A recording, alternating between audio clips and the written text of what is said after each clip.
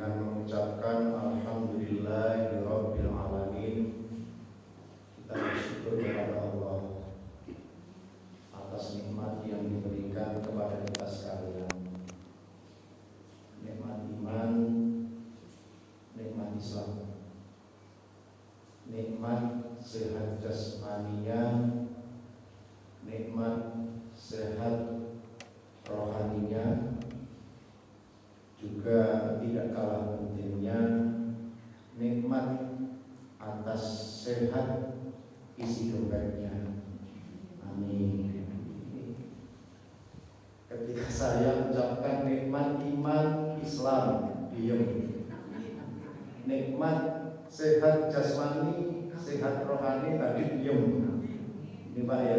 Begitu saya menyebut nikmat atas isi dompetnya yang banyak, amin. Dunia, cinta dunianya ini luar biasa manusia ini. Ya, kita masih belum selesai Bu ya kebutuhan dunianya ya. Sampai hari kiamat yang namanya kebutuhan dunia itu masih kita harapkan. Karena amar ma'ruf nahi mungkar itu tidak bisa lepas dari isi dompet. Kalau amar ma'ruf nahi mungkar hanya mengandalkan sehat jasmani dan rohani, tidak bisa optimal itu. Juga salah satu sehat jasmaninya, sehat isi dompetnya, tapi rohaninya rusak, sama. Isi dompetnya banyak, rohaninya oke, sakit-sakitan, sama. Maka tiga itu adalah amunisi untuk beramal ma'ruf nahi mungkar. Jasmaninya oke, rohaninya fresh, kemudian ditunjang dengan finansial yang cukup, itu baru bisa optimal perjuangan kita. Jamaah rahimakumullah, puasa ini hanya bisa dilakukan oleh orang-orang yang beriman saja. Berat Pak, Bu, puasa ini berat. Malam harus bangun, enak-enak tidur suruh makan, padahal itu sunnah, bernilai pahala. Kita bangun, lalu ditunggu hingga fajar, subuh ke masjid, sholat berjamaah, lalu dilanjut dengan kuliah subuh sampai suruh katanya kami. Alhamdulillah, istiqomah. Nanti ada yang terus sampai duha. Setelah itu pulang persiapan untuk berangkat kerja, melakukan aktivitas sebagai khalifatul fil ardh, bekerja. Pulang sore, baru duduk mandi azan maghrib, makan, berbuka. Belum lorot ini. Wah, sudah mau isya. Masya Allah, sudah mau isya. Lalu setelah sholat isya, Pak, masih dilanjut sholat lain, raweh. Enak kita kan. 8 tambah 3 berapa? Saudara kita itu, oh, Masya Allah, berapa? 23. Masih siap dilakukan itu. Kenapa? Beriman. Belum para pembalik Pak Bu ya.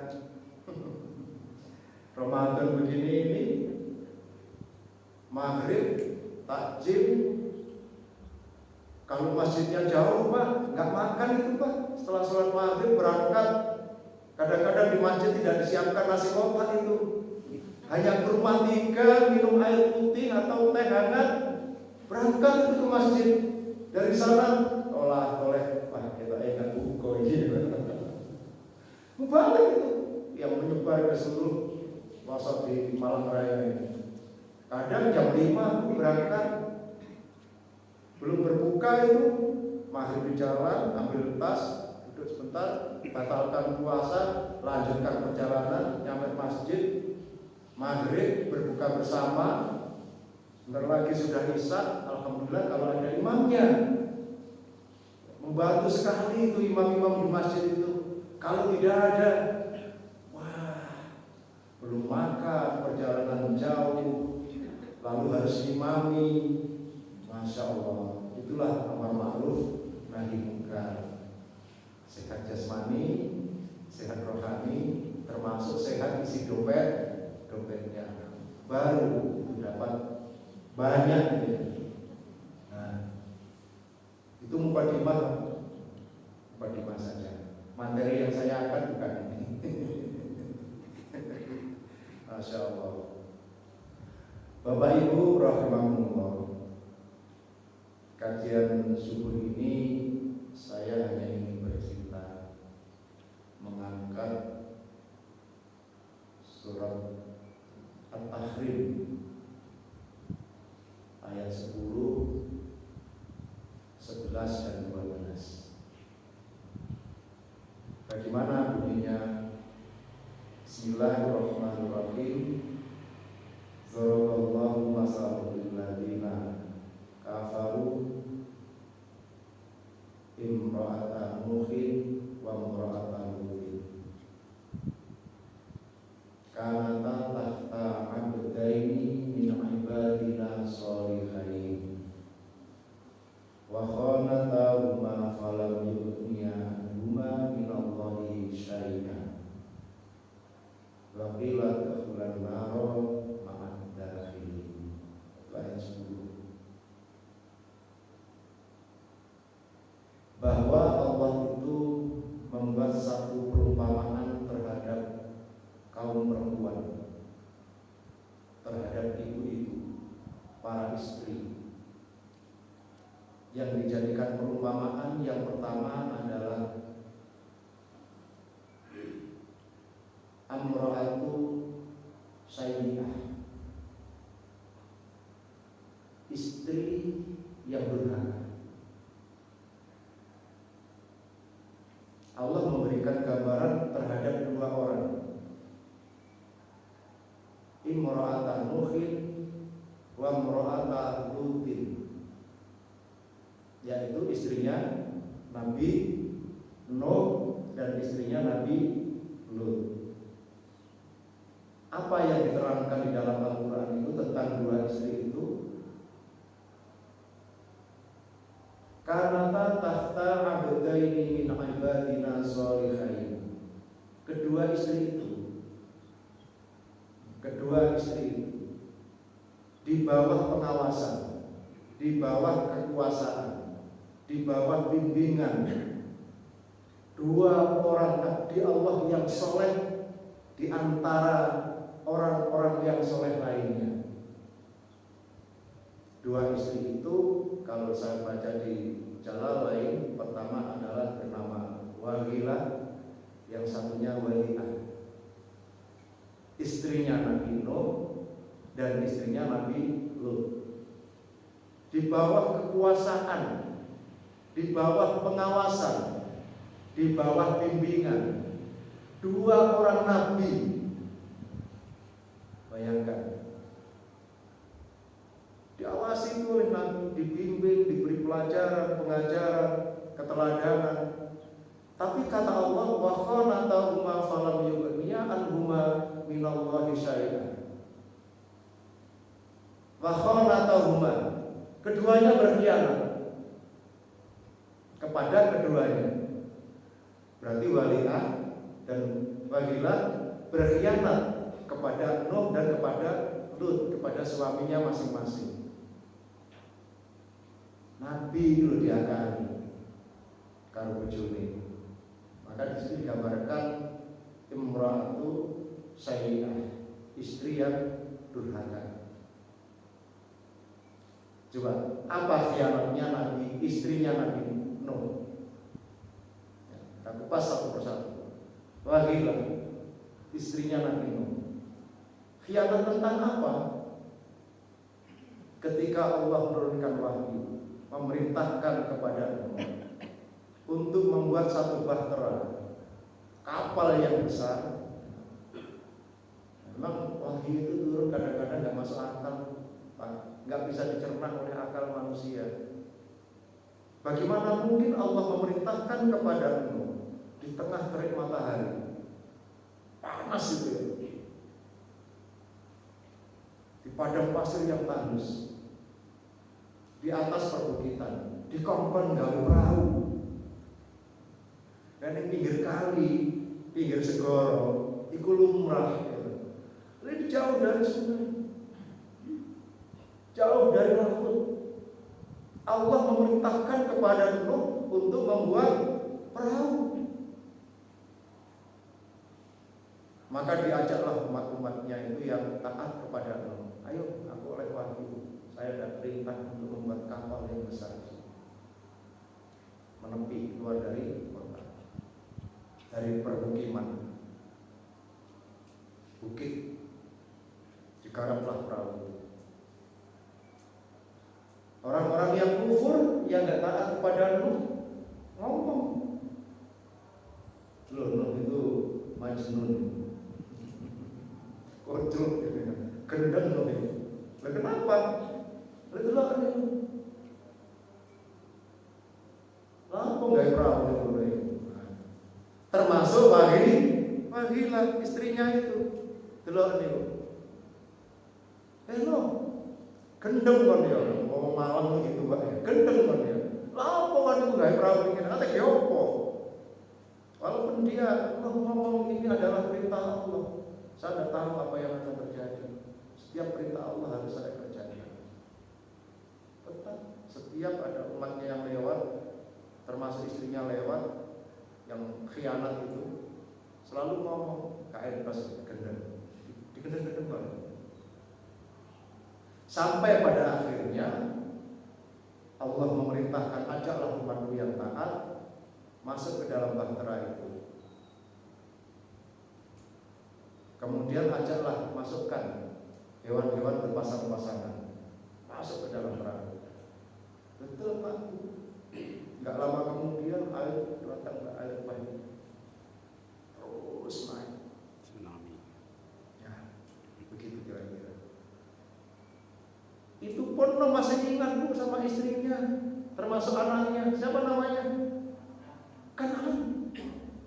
Dipanggil itu, ayo naik Pak, naik Pak. Enggak ya? Nah, ya kan? Tak ulangi ada bukit dhuwur itu. Nah, akhirnya betul bukit itu pun tenggelam. Sudah. Binasalah mereka, orang-orang yang khianat kepada Nuh. Satu ya, kita ambil hikmahnya. Yang kedua, imro'ata Lutin itu termasuk amro'atu Sayyidah, istri yang durhaka. Apa? Kedurhakaan istrinya dari Nabi Lut, Waliyah itu nggak jauh berbeda.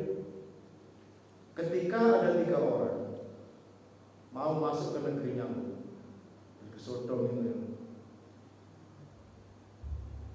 itu ketemu anaknya Lut yang masih remaja. Lalu ditanya sama anaknya, Tuhan mau kemana? Sama masuk ke negeri ini. Tunggu Tuhan, jangan dilanjutkan dulu perjalanannya. Tunggu di sini sampai aku kembali lagi ke sini. Baik, saya tunggu. Lari anaknya, ngomong kepada ayahnya. Bapak, di perbatasan sana ada 3 orang laki-laki yang mau masuk ke negeri ini dan memaksaku untuk tetap akan masuk. Maka lu katakan, segeralah. Ketiga orang itu suruh masuk dan langsung ajak ke rumah ini untuk bermalam. Mumpung repet-repet, apa repet-repet itu ya? Suruh menjelang petang, gelap. Jangan menunggu pagi atau siang. Maka kembali. Oke Tuhan, kami ajak ke rumah. Berangkat sampai ke rumahnya Lut. Lalu ketika laki-laki ini disuruh masuk, suruh beristirahat, dipanggilnya wanita. Hai istriku, marilah. Tolong, kata Lut ya, tolong keberadaan 3 laki-laki ini jangan diceritakan kepada siapapun. Siap, istrinya ya, siap. Kenapa tidak boleh diceritakan kepada siapapun? Kenapa? Nggak boleh dibocorkan? Harus dirahasiakan itu keberadaan 3 laki-laki yang gagah, cakep, ganteng bu. Rumah ini hidup di zamannya ibu-ibu sekarang ini, delok dan betul, ganteng itu. Kenapa? Karena negeri itu, umatnya Nabi Lut itu senang homo, senang homo. Di Indonesia atau di dunia ini, di era sekarang ini yang disebut dengan LGBT, ya. Wadon seneng karo wadon, lanang seneng karo lanang. Sekarang bahkan ada transgender, ya. Wedok digawe lanang dioperasi, lanang digawe wadon. Itu sudah ada Pak di negeri sana di zamannya Nabi Lut. Maka kalau ini sampai diceritakan, dibocorkan, akan membahayakan kepada 3 laki-laki yang ganteng itu. Bengi-bengi mantu ngomong itu tak kandani, coba ngomong dia iki rahasia. Ada Pak di omahku iku ana wong lanang telu, ganteng. Sampai nek roh wis kepengin cerita kepada laki-laki itu. Aja ngomong-ngomong tapi paling nikmat Bapak ya, menceritakan, mengungkap aib itu nikmat ya. Iya, kenapa? Jagoan kan, orang lain belum tahu, saya tahu, maka harus saya ceritakan. Seperti pahlawan gitu ya, bercerita tentang rahasia orang lain, menceritakan aib itu memang kadang-kadang menjadi kebanggaan. Kenapa? Loh, tahu duluan masalahnya ya. Sama yang menceritakan tak cintani, ojo ngomong-ngomong tak cintani, ojo terus sampai akhirnya orang satu kampung itu dengar semua itu. Nah, itu khianatnya istrinya Nabi Lut. Keesok paginya, gitu, kuatan, wangi. Di demo itu rumahnya Nabi Lut itu, suruh keluar laki-laki itu. Terjadi keributan, kegaduhan. Bahwa sekarang itu pasti kena undang-undang ITE itu. Aduh, mau berebut, bertarung. Maka diajaklah keluar Lut sama 3 orang. Keluar aja Lut. Saya akan bercerita. Karena non iman. Sudah dikasih tahu sama Lut. Nek kate nikah ya. Boleh bojo, boleh pasangan. Iku lho wae arek ayu-ayu. Sing lanang golek arek ayu-ayu wae. Sing wadon golek sing wadon akeh. Aja kepengin wedok karo wedok, lanang karo termasuk saya durhaka. Lalu diingatkan, sudahlah, sudahi seperti ini. Jangan diabaikan lagi. Lalu 3 orang itu bilang kepada Lut, ketahuilah Lut bahwa kami bertiga ini adalah malaikat utusan Allah yang diutus untuk mampir ke sini setelah Ibrahim. Allah sudah tahu negeri seperti ini, maka kamu harus pergi dengan saya. Biarkanlah negeri ini diazab oleh Allah. Tuh, pergi. Lalu dirumatkan negeri itu, hancur. Itu 2 orang perempuan, 2 orang istri yang oleh Allah dijadikan sebagai contoh wanita perempuan durhaka. Apa? Pak, itu istrinya Nabi. Nabi itu orang soleh, Nabi itu orang pilihan. Bagaimana mungkin istrinya bisa durhaka? Lah kita ini Pak, siapa? Ulama bukan, apalagi Nabi. Ngono lah orang istrinya rawal ini melok ngamuk ya. Ya biarkanlah istri itu, perempuan itu memang begitu itu. Alhamdulillah istri-istri kita ini nggak sampai berkhianat kayak istrinya Nabi Allah dan Nabi Lut.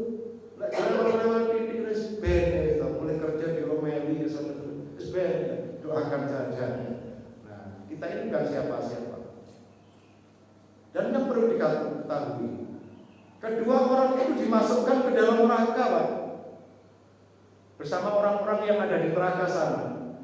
Dan Nuh termasuk Lut tidak sedikit pun bisa menolongnya. Nah itu ya. Nabi kubu tidak bisa membantu istrinya yang masuk neraka untuk ditarik ke surga. Enggak bisa. Napa malih panjenengan misalnya istrinya Demyati ya kan disopo Demyati ya wis sudah. Itu. Istri durhaka. Satu, al-mar'atu sayyidah. Yang kedua, al-mar'atu sholihah. Ayat 11 tahrim berbunyi, wa daraballahu masalal ladzina amanu imra'ata fir'aun. Menggambarkan seorang istri adalah istrinya Fir'aun. Siapa Fir'aun itu? Raja yang kejam, raja yang sangat berkuasa. Dan di sejarah tidak pernah tertulis Fir'aun itu sakit, nggak pernah mengguk, nggak pernah asam urat, nggak ada diabetes. Jangankan itu, batuk-batuk aja nggak pernah, flu nggak pernah. Dia orang yang sehat selama hidupnya, dia orang yang kaya selama hidupnya, tidak pernah miskin. Sejak lahir dia menjadi pangeran, besar menjadi raja, dan tidak pernah tumbang dari kursi kekuasaannya hingga ajal menjemput. Bayangkan, bahaya kan orang yang seperti ini. Gak tahu lorong, gak tahu melarat, gak pernah dinistakan dalam hidupnya ini di mata manusia. Jaya dia. Saking penani, saking rumangsa kuwate, rumangsa sugihe, maka Fir'aun mendeklamasikan, Ana Rabbukumul A'la. Aku ini adalah Tuhanmu yang paling agung. Lah bojone gak gelem mengakui itu gitu loh ya. Kan Fir'aun, kamu adalah manusia, sampai kapanpun tetap manusia. Anehnya istrinya Fir'aun ini tetap bertauhid, Bu. Tetap bertauhid itu. Siapa istrinya Fir'aun itu? Asia. Dia nggak mau mengakui Fir'aun sebagai Tuhannya. Asia itu tetap bertauhid, bertuhankan Allah. Diancam, enggak, masih kok ancam. Tenang, enggak. Tak siksa lo ya, siksa lo. Tak hajar lo ya, hajar. Enggak. Anda tetap manusia. Diancam, akhirnya disiksa. Dicambuk, ditali tangannya, ditali kakinya, ditarik, dijemur di terik matahari. Tetap dia tidak mau mengakui Fir'aun sebagai Tuhan. Dihajar, Pak, dicambuk, berdarah-darah. Terus itu, Masya Allah, mempertahankan akidah. Mempertahankan akidah. Di detik-detik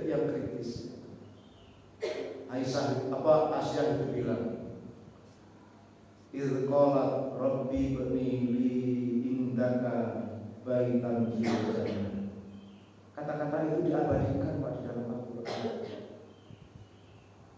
Ia berkata, ya Rabb, bangunkanlah aku sebuah rumah di sisimu, di surga. Berdoa, enggak nangis, hanya air mata dan darah yang berderai, enggak nangis. Semakin dicampur, Allah memberikan satu gambaran rumah di surganya. Lalu ia meneruskan kata-katanya, Rabbi bnili indaka baitan fil jannah wa najjini min fir'aun, dan selamatkanlah aku dari Fir'aun, termasuk dari kaumnya yang zalim itu. Wa najjini minal qaumiz zalimin, dan selamatkanlah dari kaum yang zalim itu.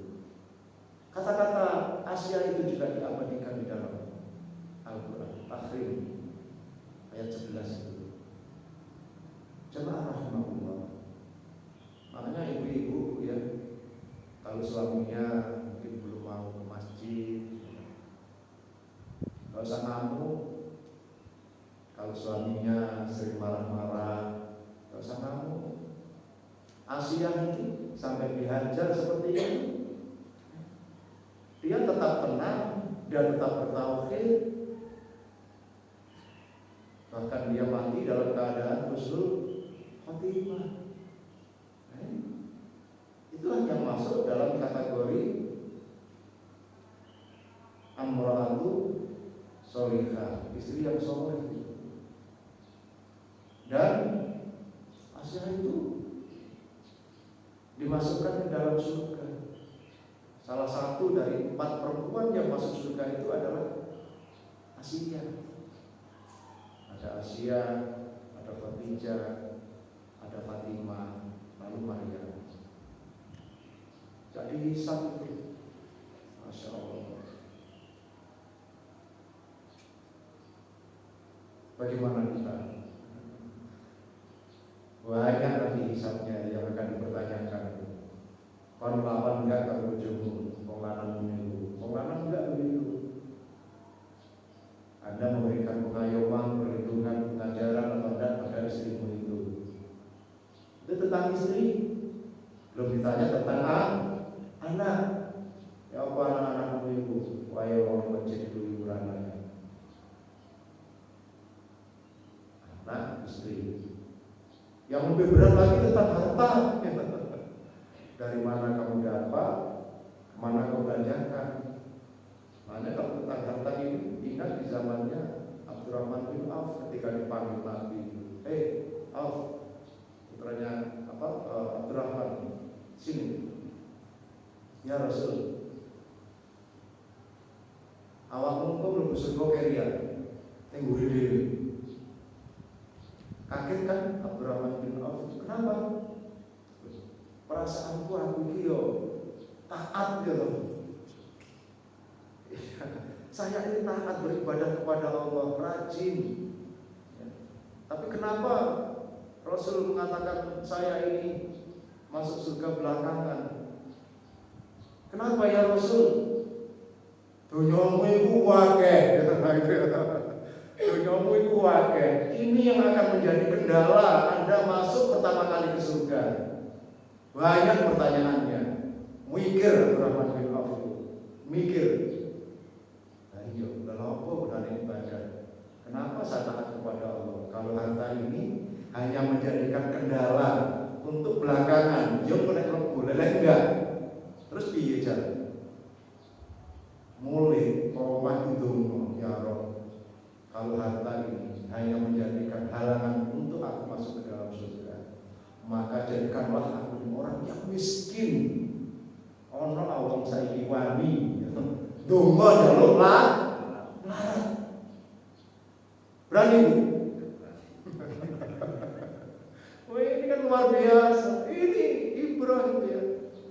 Zaman dahulu itu orang-orang itu luar biasa ini. Lah sepoe lah sugih kaya ngono kok. Njaluk miskin.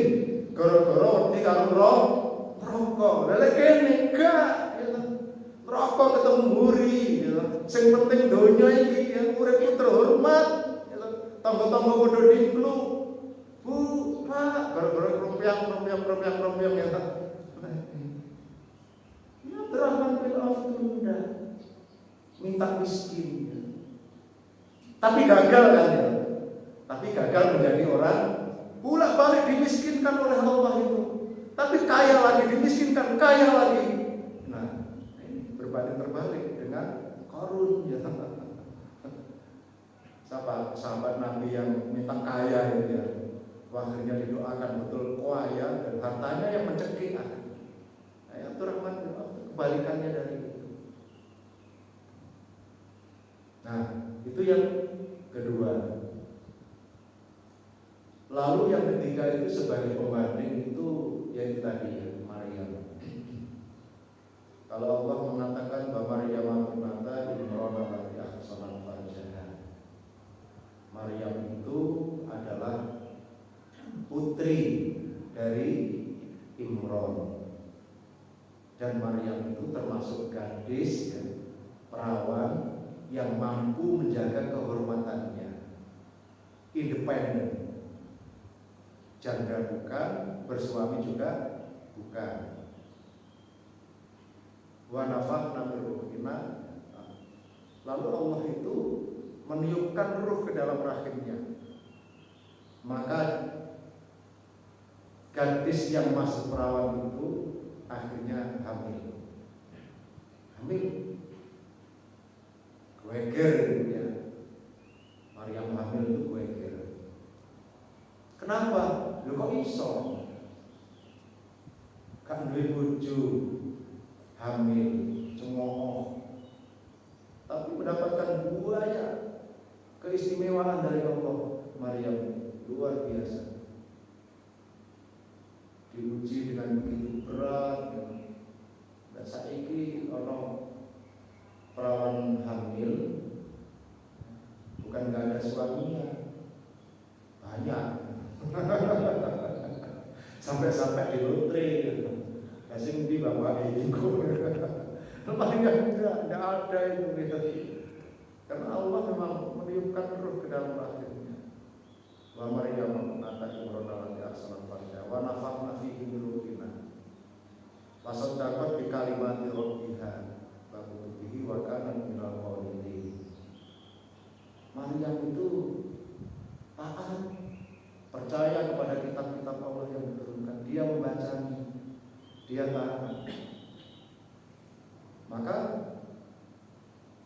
ketika dicemooh orang, dia tetap tegas sampai akhirnya bayi ini ya, yang dalam rahimnya ini lahir itu masih dicemooh itu. Nah, keajaibannya begitu lahir orang-orang yang menuduh gitu. Maryam ini mesum, menuduh Maryam ini macam-macam gitu. Asusila, moral. Maka Isa kecil yang masih bayi itu akhirnya dialah yang menjawab. Dan kalau nggak percaya takon dengan bayi ini, tanya bahwa dia memang terlahir tidak karena ada suami. Itu sebagai pembanding. Dan yang keempat, al-mar'atu musyarakatuha al-ijtimai ulama. Ulama membuat satu penafsiran. Wanita yang keempat itu adalah perempuan yang aktif dalam kegiatan sosial. Wanita yang roman, wanita yang ringan tangannya. PKK melo, Aisyah melo, pengajian melo. Kalau sore gini pada ke masjid, antarkan takjil, ya, membagi takjil, menyiapkan jamaah untuk makan takjil, berbuka puasa bersama-sama. Aktif Pak, aktif. Tapi lek ono tanggane sing perlu dirasani ya dirasani. Siapa? Ya kita ini, istri-istri kita ini, ya, istri-istri kita ini. Dia ini tidak seperti Wadilah Walita, juga tidak seperti Asia. Tapi kadang-kadang seperti itu, seperti kedua-duanya. Tergantung anginnya. Nah, anunya bagaimana? Kalau suami pulang dari kerja lalu langsung dibayar tunai ke rumah, "Ma, ini tadi saya dapat rezeki 100.000, 200.000, 1 juta, 2 juta dikasihkan. Alhamdulillah, Bapak ngaten deh hari ini." Dicium keningnya, dicium tangannya, didoakan yang baik. Moga-moga Bapak tetap sehat, besok bekerja lagi, dapat rezeki lagi. Nah, kayak Asia gitu ya, solihah. Adik Bapak mulai teko kerja, kok kalau abah nih dan bio mau diteni ya kan, harap-harap cemas gitu kan. Kok gak mau ya? Dia lope. Lalu sampai sore kok gak ditanya, "Mas, aku mulai mau surau ini mau nasib kuatnya, kau rezeki." Nah itu mulai Bapak sedikit-sedikit disudut-sudutkan ya. Terus apa ya Pak mesti metu itu mau mek dolen lah.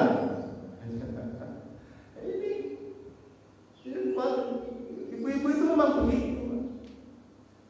Maka ahli jalur kawamin ala nisa. Laki-laki ini memang sebenarnya posisinya adalah pemimpin bagi kaum perempuan. Yang namanya pemimpin dia tadi dicukupi hajat hidupnya, dicukupi keinginannya. Kalau enggak, ya tadi didemo. Tapi kalau pas rezekinya banyak didoakan terjadi, alhamdulillah iki ya mau berkat sampean sing donga ya akhirnya aku oleh rezeki akeh. Terus mana mikir, lah ya lho. Padahal aku sing dongakno sampean tok iki. Siji sing dongakno ya. Lah nek ana sing dongakno itu loro, telu, papat, berlipat ganda itu kan. Ya. Ini luar biasa. Perempuan itu seperti itu. Maka jamaah rahimahullah, di dunia ini ujian ini tidak pernah berhenti. Kalau kita ingin mendapatkan surga, itu tidak semudah membalikkan telapak tangan, baik ibu-ibu maupun bapak-bapak. Am hasibtum an tadkhulul jannah walam ya'tikum masalul ladzina khalau min qablikum masakumul ba'sa wal dharri wa zilzilah hatta yaqul ladzina amanu ma'ahu mata nasrullah inna nasrullahi qarib. Kata Allah, kok kira mlebu surga iki brundul ngono aja? Enggak gampang. Harus apa? Melalui ujian. Suami diuji oleh istri, istri diuji oleh suami, suami istri diuji oleh anak, anaknya soleh solihah, suami istri dalam keluarga itu diuji oleh hartanya tadi. Sebagaimana Allah telah menguji orang-orang terdahulu, bencana itu silih berganti. Yang ini belum selesai, datanglah bencana baru. Ini belum tuntas diselesaikan, datang lagi bencana yang lain. Sampai-sampai orang dulu ngomong, mata nasrullah, kapan datang pertolongan Allah itu? Kok tumpur saya kaya garong teh? Kapan teko? Inna nasrullahi qarib. Bagi orang-orang yang beriman, yang percaya, sesungguhnya pertolongan Allah itu amatlah dekat. Artinya apa? Sabar. Loh Ustaz, aku ini sabar. Nah, sabar itu kan enak diucapkan, ya. Tapi sulit untuk dipraktekkan. Saya ini sudah Pak mengalami guncangannya semua. Insya Allah itu setiap orang yang hidup problemnya itu berbeda-beda menurut takaran. La yukallifullahu nafsan illa usaha. Dan Allah memberikan satu ujian kepada manusia. Itu yakinlah tidak akan melebihi takaran ukuran. Karena Allah yang tahu, kita ke ujian ini pasti lolos. Maka kita disuruh bersabar. Enak diucapkan. 14 Maret itu malam raya itu terjadi hujan deras. Waduh, deras. Mulai menjelang siang sampai malam itu hujan deras. Ini ujian. Lalu banjir terjadi di mana-mana. Jembatan ambles ya, yang ada di Ijen ya, Lembah Dieng. Lalu ada beberapa yang tergenang air, ada mobil hilang, kinyut. Nah itu, surut ya. Nah itu ujian. Bentar, sedikit lagi. Lalu tanggal 14 kemarin itu, saya ini membangunkan kedai di sungai untuk anak saya yang barusan menikah itu, yang di PHK dari Jatimpak karena pandemi. Wes gawe dewe karena dia pengalaman. Samudari bikinkan gazebo ada 6, satu musola, kelap lampu, meja, kursi, alat, freezer, semua. Ya kira-kira ya 120-an modalnya itu. Baru 8 bulan diterjang badai, banjir, habis. Istri saya itu nangis, anak saya itu nangis. Saya hampir nangis, tadi istri saya. Oh itu ujian. Padahal aku sering ngomong sabar yo. Loh, kadang-kadang nggak terima hati ini, nggak terima. Ya Allah, nggak mau aku, nggak mau dia lain. Kan elek pikiran ini. Maghrib gitu, satari anak dan istri sudah naik lantai 2, kita sholat maghrib, jamaah di rumah aja. Sholat maghrib, bisa ceramahin sampai isya. Sementara orang kampung, satu kampung itu ya, rame di tempat kejadian itu. Cari saya dan keluarga, termasuk Pak RW banget kurang nyari. Mana Pak Din? Gak ono, pagar saya kunci. Artinya apa? Berupaya untuk ikhlas. Dan dulu gazebo ini ngenter itu nangis. Wah itu freezer itu berkali. Masya Allah ya. Berat Bu, berat. Mata nasrullah, inna nasrullahi qarib. Bertanya kapan berakhir ini? Tapi hanya orang yang berimanlah, yang menganggap pertolongan Allah itu dekat, pasti ada. Alhamdulillah setelah beberapa saat kemudian terlupakan. Nah, disibukkan dengan kegiatan yang lain, itu tadi kirim takjil, ngurusin panti, PKK dan seterusnya. Tapi ingat ya, terakhir sekali, jangan sampai ini ngurusi takjil, PKK, Aisyah, pengajian, suaminya di rumah itu digeledah no. Ini ada masalah itu. Ini jadi masalah. Nanti deh, ini terlalu takjil ngurusi bojone wong, bojone dhewe yang ngurusi. Kadang terucap begitu, itu menjadi gak ikhlas akhirnya. Saya bismillah, ayo di panti, dua-duanya di panti. Ke masjid dua-duanya. Fatimah ya, masjid yang viral yang bukan diserahkan di Padanwangi. Dan alhamdulillah masjid diserahkan, saya dilantik menjadi ketua rantingnya. Akhirnya ya jaga masjid. Nah itu jamaah rahimahullah, mudah-mudahan kegiatan bersama kali ini menjadi bahan renungan, inspirasi terus berbuat baik, taat kepada istri, mengayomi istri taat kepada suaminya. Marilah kita akhiri dengan doa para majelis. Subhanallahumma wa bihamdika, asyhadu an la ilaha illa anta, astaghfiruka wa atubu ilaik. Assalamualaikum.